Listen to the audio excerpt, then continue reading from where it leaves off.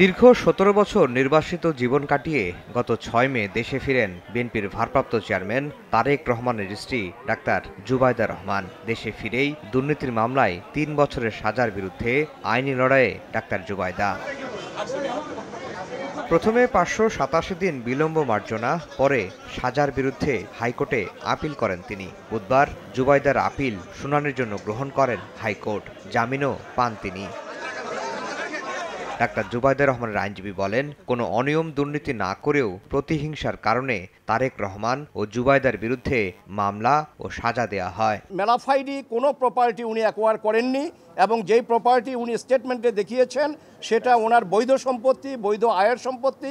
কাজে শুধুমাত্র রাজনৈতিকভাবে হেয় প্রতিপন্ন করার জন্য এবং ওনাকে দণ্ডাদেশ দিয়ে রাজনীতি থেকে বিরত রাখার জন্য এই মামলার উদ্ভব এবং এই মামলা সাজা দেওয়া হয়েছে।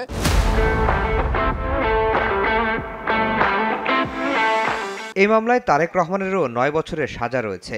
দলটির আইনজীবীরা বলছেন, চূড়ান্ত শুনানিতে তিনিও খালাস পাবেন। তারেক রহমান সাহেব বা জুবাইদা রহমান কোনো অবৈধ উপায়ে, অশুদ্ধ উপায়ে দুর্নীতির মধ্যে কোনো সম্পদ করেছে। Not a single word has been mention in the whole কেসের মধ্যে। পরিপূর্ণ হিয়ারিং যখন করতে পারবো, শুধু ডাক্তার ম্যাডাম জুবাইদা রহমান না, তারেক রহমান সাহেবকে ইনশাআল্লাহ আমরা এই মামলা খালাস করতে পারবো। দুর্নীতির এই মামলায় ২০২৩ সালের আগস্টে তারেক রহমান ও জুবাইদা রহমানকে দণ্ড দেন বিশেষ জজ আদালত। ৫ আগস্টের পর আপিলের শর্তে ডাক্তার জুবাইদা রহমানের সাজা ১ বছরের জন্য স্থগিত করে সরকার।